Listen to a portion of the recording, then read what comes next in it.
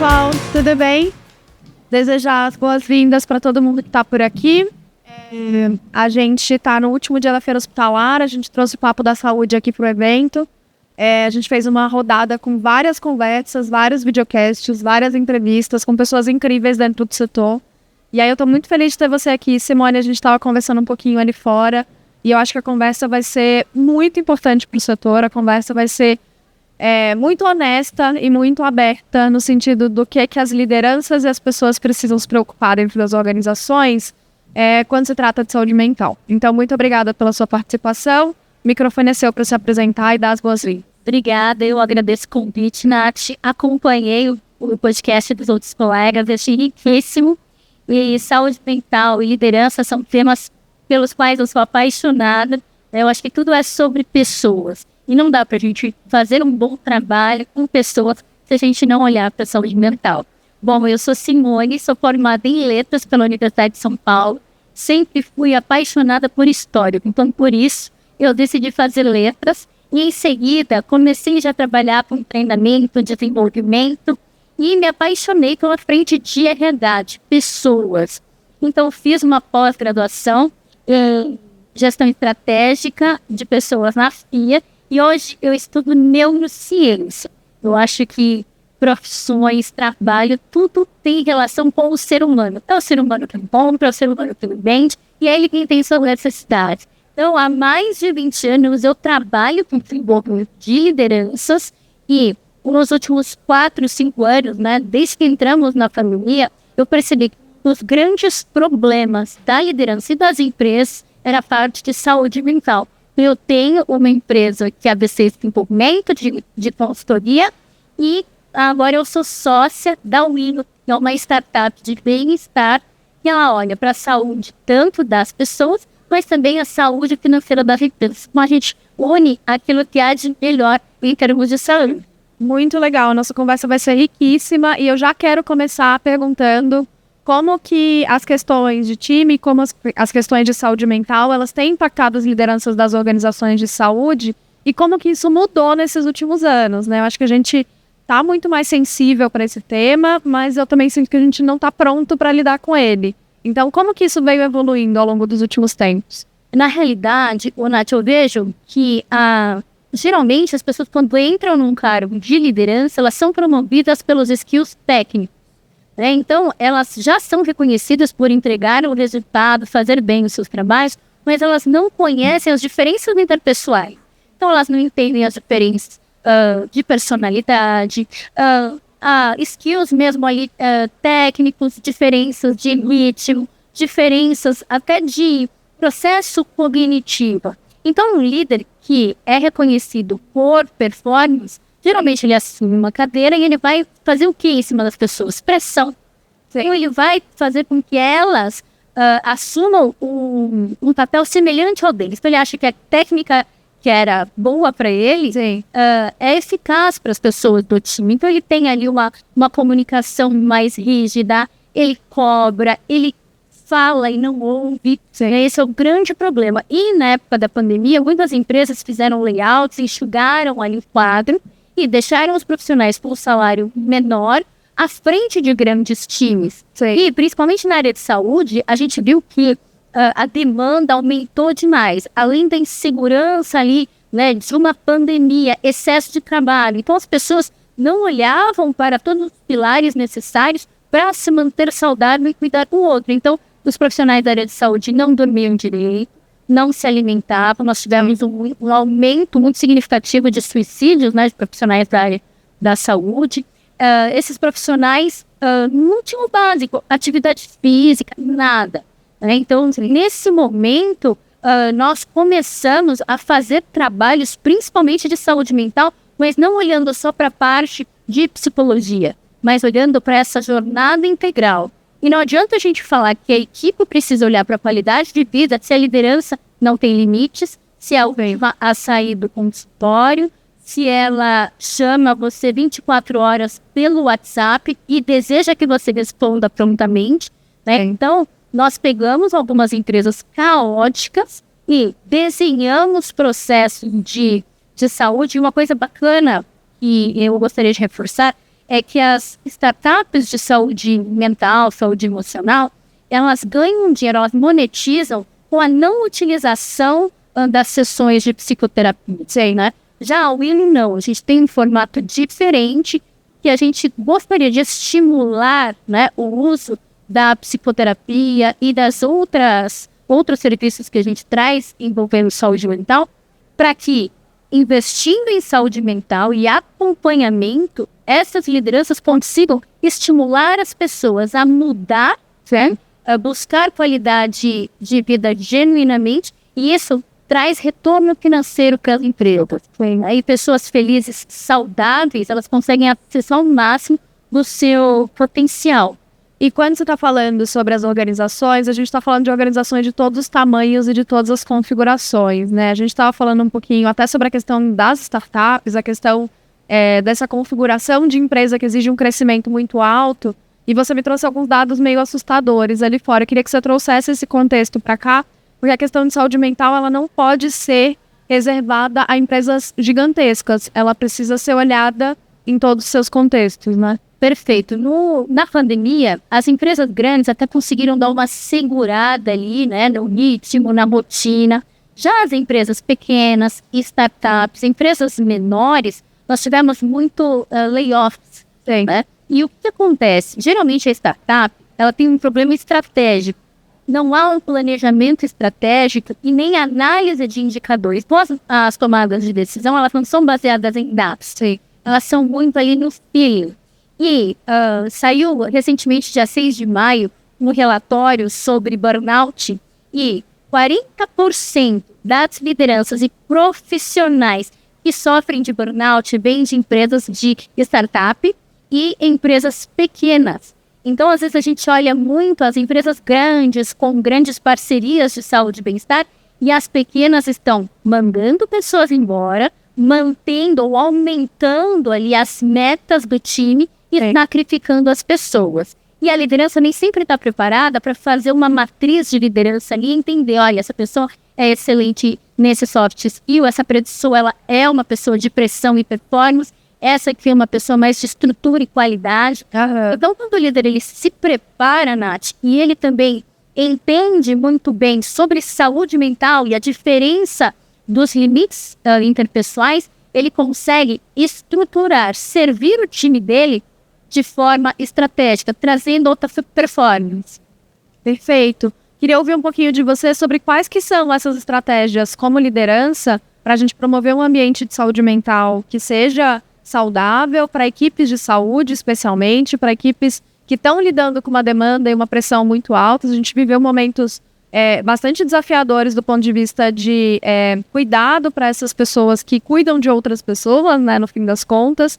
Queria ouvir de você, assim, quais são essas melhores práticas? O que dá para ser feito dentro das organizações para melhorar esse cenário? Bom, eu acho que a escada lava de cima para baixo. Não dá para a gente falar de saúde mental se a gente não vive isso, né? Principalmente em empresas de saúde. Então, e a gente percebe se uma empresa é saudável desde a comunicação, como a recepcionista, uma abordagem médica, orientação. Então, uma das formas, Nath, é a liderança buscar o autoconhecimento. E ainda existe muito preconceito com relação à psicoterapia. Mas a psicoterapia, a saúde emocional, ela precisa de um acompanhamento contínuo. Outro ponto, a gente fica nessa rotina corrida, que a gente chama de corrida dos ratos, a gente acaba não refletindo, não entendendo as nossas emoções. E o que é importante o líder perceber? Quando ele está muito negativo, quando ele está muito agressivo, quando algo pequeno veio e ele estourou, reativo, é importante ele refletir e principalmente ter a humildade de reconhecer que ele não está bem. Outro ponto é assumir a vulnerabilidade, né? Então, quando ele não está bem, ele explicar para o time e buscar uma alternativa para que ele consiga extravasar isso. Porque dessa forma ele vai liderar pelo exemplo. E quando as pessoas estiverem mal, vão ter abertura também para falar para ele que não estão bem. Ele vai poder orientar, né? Porque nós, apesar de humanos, eu vejo muita liderança querendo que as pessoas ajam como robôs. e forcem isso. E muitos líderes, para não demonstrar essa vulnerabilidade, disfarçam o tempo inteiro. Isso não é saudável. Isso impacta em resultado. Então, uma das formas é primeiro cuidar de si, estimular a equipe. Por exemplo, eu, Simone, eu sou uma líder que eu tenho muita vontade de ir atrás de resultado. Eu sou uma pessoa muito focada em resultado. E eu só consegui trazer grandes resultados para o meu time quando eu aprendi a respeitar o momento deles, né? Porque o líder, ele precisa servir o time, né? Como diz o Jack Welch, ele é o faxineiro, ele vai limpando o caminho para que as pessoas tragam o melhor delas. Perfeito. Né? Então eu preciso estar saudável para que eu possa servi-las e atingir resultado por meio delas, né? Então, recentemente, eu entrei no time da Willow, estou à frente de receitas e todos os meses, nós fomos crescendo em termos de resultado. Eu não gosto que ninguém me responda no Slack após o horário, porque se eu sou uma empresa de saúde mental, eu preciso garantir que as pessoas estão num ambiente de confiança. Sim. Eu acho incrível que nas reuniões elas trazem, recebo feedback dos meus liderados, né? Inclusive estava trabalhando com Covid, um deles falou: Simone, você está com Covid, respeite os seus limites. Então eu acho que isso é o mais bacana, quando a liderança ela está preocupada genuinamente com os liderados. Sim. Os liderados se preocupam uns com os outros e principalmente com o cliente. Sim. E aí a gente tem uma humanização de um sistema inteiro e isso traz retorno financeiro para a empresa. Perfeito. Eu queria ouvir um pouquinho de você. A gente falou agora sobre como que a liderança consegue se perceber, né, dentro nessa... ou num momento de fragilidade de saúde mental, ou no momento de fato de eu preciso evoluir a minha inteligência emocional, a minha qualidade da saúde mental, enfim. Mas eu queria ouvir de você como que o gestor consegue perceber que a equipe dele está doente, como que ele consegue perceber os primeiros sintomas, os primeiros sinais de que aquela equipe não está bem, que ela precisa ter uma intervenção, que ele precisa olhar para aqueles colaboradores, para aquela equipe de uma forma um pouco diferente e começar a mudar a rota, né? Que não seja uma rota de menos performance necessariamente, mas inclusive às vezes de mais performance, né? Para garantir uma performance melhor, mas que seja uma rota de cuidar das pessoas que estão ali dentro, né? Sob a gestão dele. Então, queria ouvir um pouquinho de você. Que sinais são esses? Bom, alguns sinais, tá? Geralmente, a equipe engorda. É incrível como o aumento de peso tem relação com o adoecimento emocional. Outro ponto, as pessoas começam a relatar dificuldade com o sono. Outro ponto, aí tem os transtornos de ansiedade, síndrome do pânico, podem acontecer também. Tem até um livro que fala que isso também tem relação com quebra de confiança e valores. Então, por isso a cultura organizacional também precisa estar muito de olho nisso. Sim. Outro ponto, manifestações desproporcionais. Então, um pequeno problema, crise de choro, excessos de conflitos também, e principalmente o silêncio em reuniões. As pessoas entram naquele embotamento, digamos assim, e elas não demonstram mais reação, não demonstram mais a paixão ali no dia a dia de trabalho. Isso daí, quando a gente entra nesse processo de embotamento, Nath, a gente não acessa mais os nossos pilares de tomada de decisão. E é dentro desses pilares de tomada de decisão que estão as nossas competências. Por isso que quando a gente está emocionalmente mal, a gente não atinge resultado.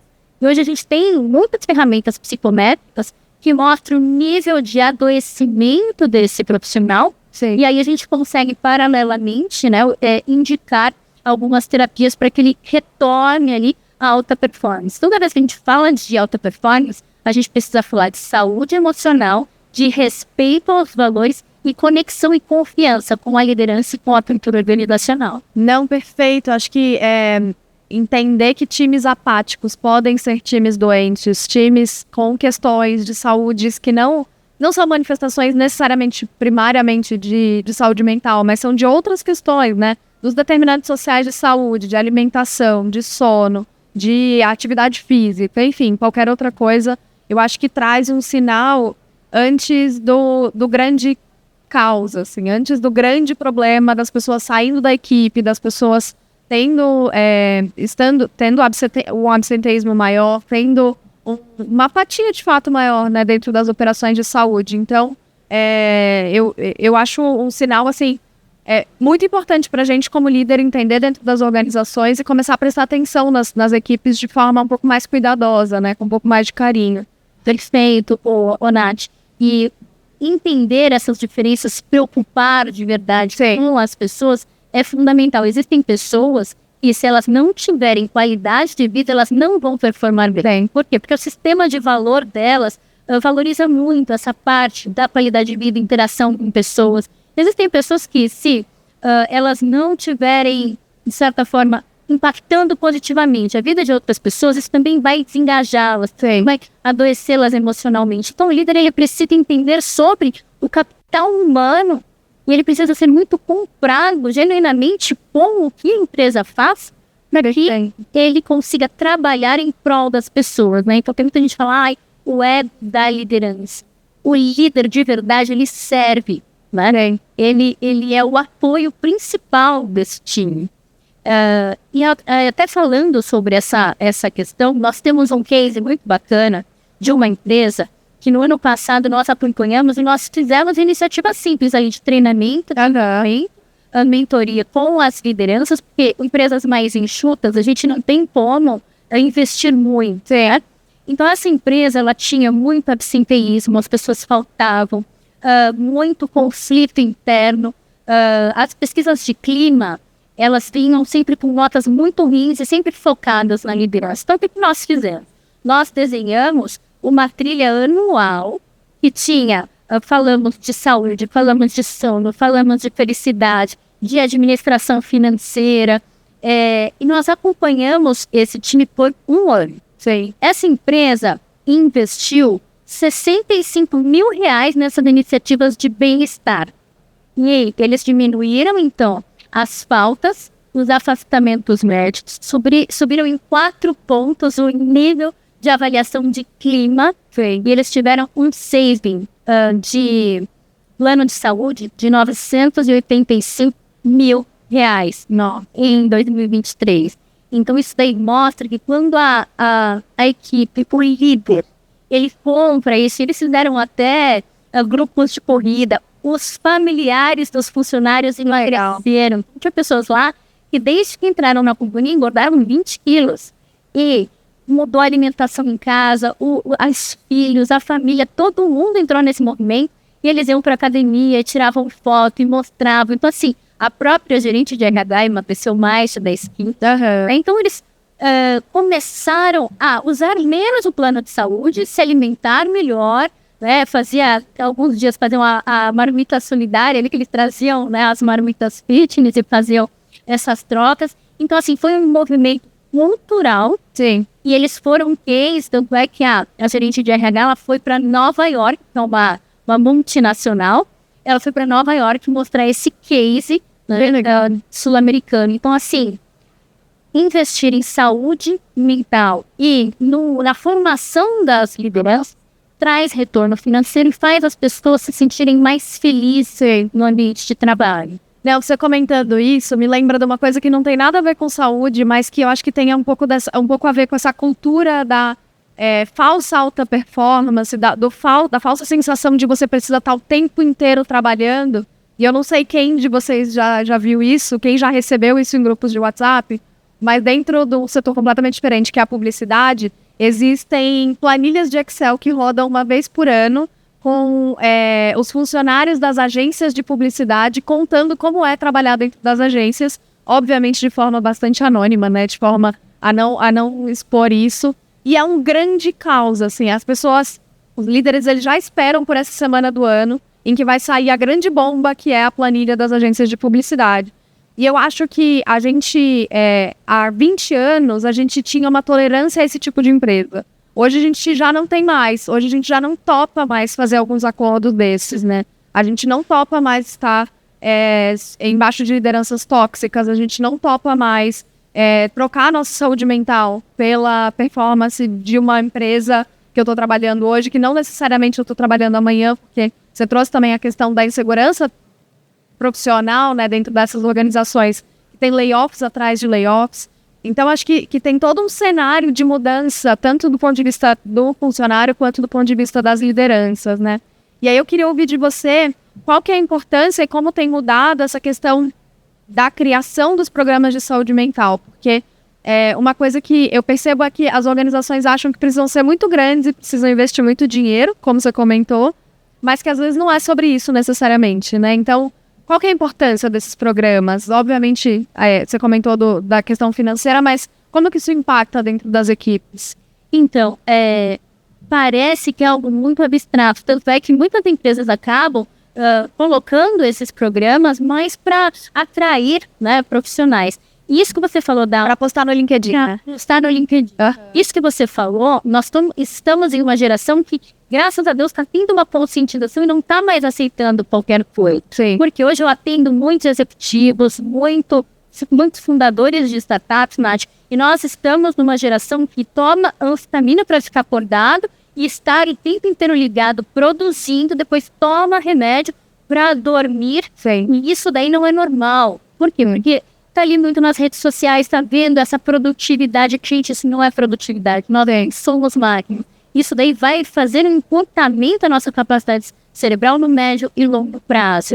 Então eu vejo de forma muito positiva as pessoas mais jovens avaliando a cultura organizacional. É importante vocês olharem, por exemplo, no LinkedIn, antes de entrar numa empresa, Nath, quantas mulheres ocupam posição de liderança. Recentemente eu estava numa palestra do Sebrae e uma empresa de chocolate gigantesca falou assim, pessoal, 75% das mulheres da minha empresa são mulheres, 75%. Eu falei, nossa, que genial. Fiz lá uma busca para ver a quantidade de mulheres na liderança, não tem nenhuma.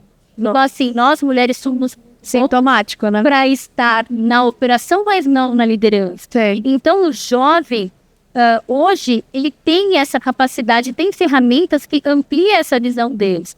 Entre no LinkedIn, conheça a cultura, veja os impactos sociais dessa empresa, porque a cultura organizacional tá para a empresa, assim como o autoconhecimento está para o indivíduo. Se você quer crescer profissionalmente, você tem que se resguardar. Ninguém vai fazer isso por você, nem pela sua saúde mental, nem pela sua carreira. Então, se você é uma pessoa altruísta, que gosta de trabalho voluntário, que se preocupa genuinamente com as pessoas, busque empresas que têm isso também. Existem empresas que preferem crescer devagar, mas de maneira sustentável, ética e íntegra, do que só que muitos jovens querem aquela que faz milhões. Né? Então, você precisa escolher o melhor caminho para você, porque lá você vai florescer. Perfeito, perfeito. Não, acho que você trouxe aspectos até de conflitos geracionais, de conflito de trabalho que hospitais enfrentam, que instituições grandes de saúde enfrentam, que com a demanda toda do setor, acho que a gente ainda está aprendendo a lidar com tudo isso, né? E aí uma outra coisa que eu acho que também mudou muito nos últimos anos o uso de tecnologia para apoiar todos esses programas de saúde mental e esses programas de bem-estar eu ia falar para os pacientes, mas para os cuidadores aqui, para os profissionais de saúde e de outras áreas, enfim, de organizações de saúde. De que forma que a telemedicina, as intervenções digitais, os programas de acompanhamento de saúde mental, eles mudaram e têm usado a tecnologia para acompanhar essas pessoas, para ter resultados mais eficientes. Legal, Nath. Eu hoje trabalho em algumas universidades, sou professora do curso de pós-graduação.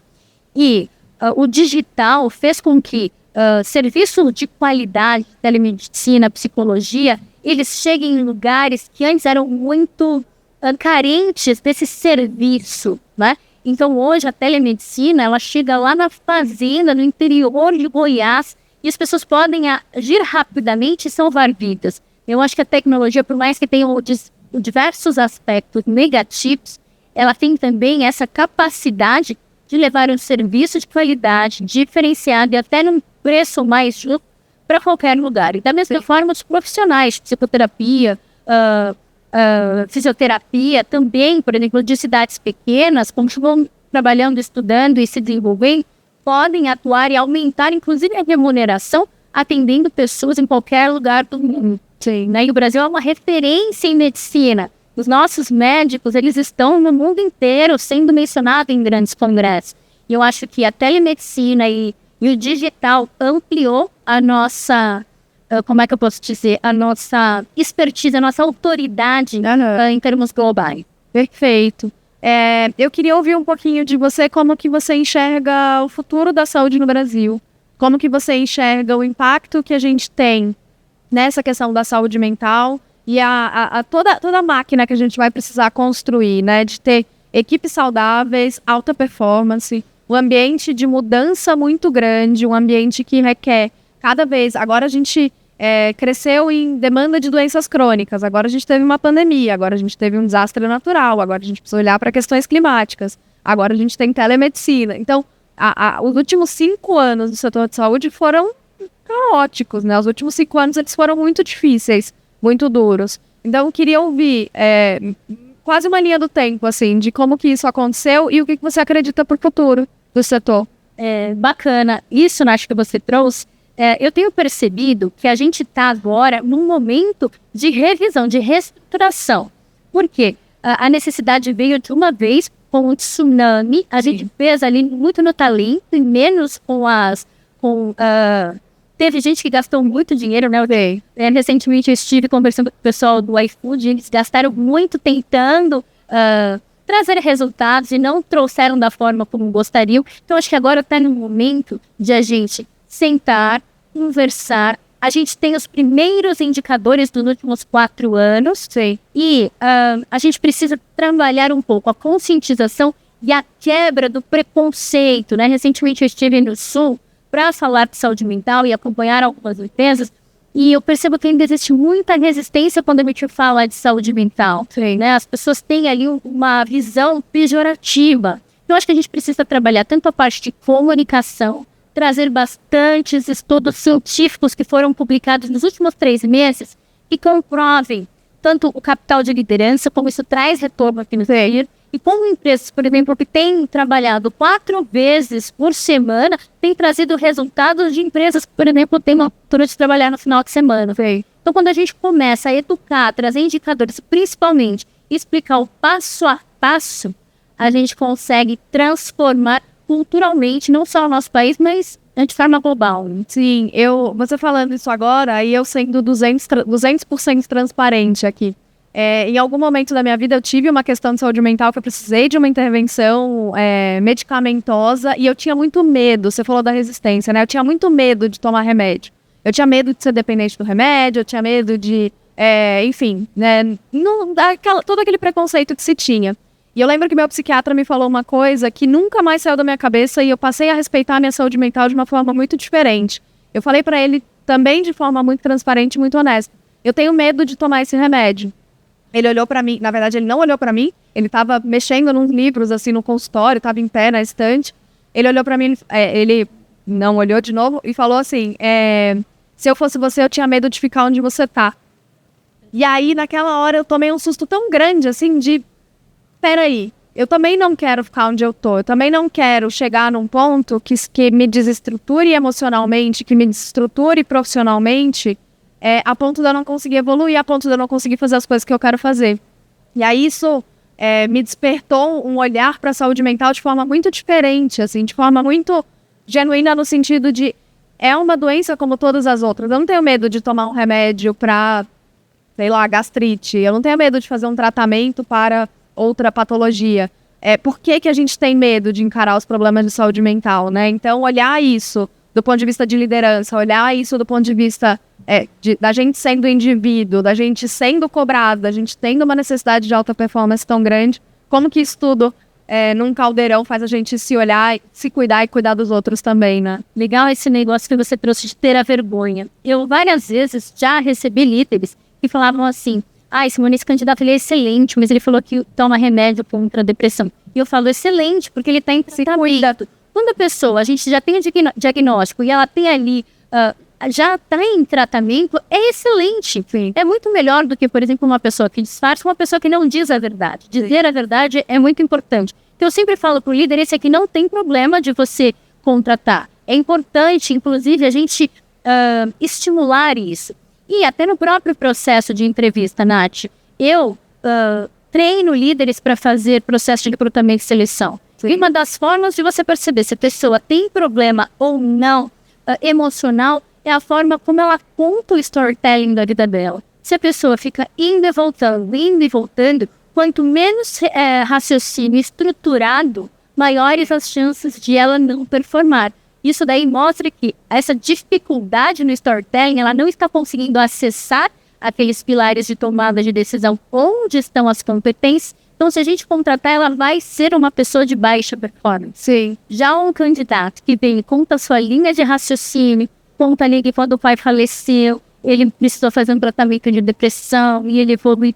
Essa pessoa, ela é protagonista, porque ela identificou um problema, ela foi atrás, ela resolveu, e se ela tiver de novo, ela vai fazer de novo. Tá? Então, eu tenho muito mais confiança nessa pessoa do que alguém que tenta disfarçar que está bem. E quando a gente tem um ambiente de confiança, o candidato, já na entrevista se traz isso, a confiança, ela aumenta a velocidade das entregas, então, olhando para performance, e diminui custos. E significativamente, custos acima de 55%. Sim. E é isso, cria uma comunidade ao redor do cuidado das pessoas também, né? Você cria um ambiente saudável, você cria um ambiente aberto para as pessoas crescerem coletivamente. Então, te impacta todo um ciclo, né? Toda uma jornada. Isso, e as pessoas, elas se conectam com suas lideranças. Sim. Quando a gente fomenta um ambiente de segurança psicológica e segurança emocional, as pessoas trabalham mais se for necessário. Se o líder sofre um acidente, elas se articulam para que a equipe não sofra impactos negativos dessa ausência. Sim. Elas trabalham pelo propósito. E isso é o mais bacana de a gente se preocupar genuinamente e produzir um ambiente que sustente isso.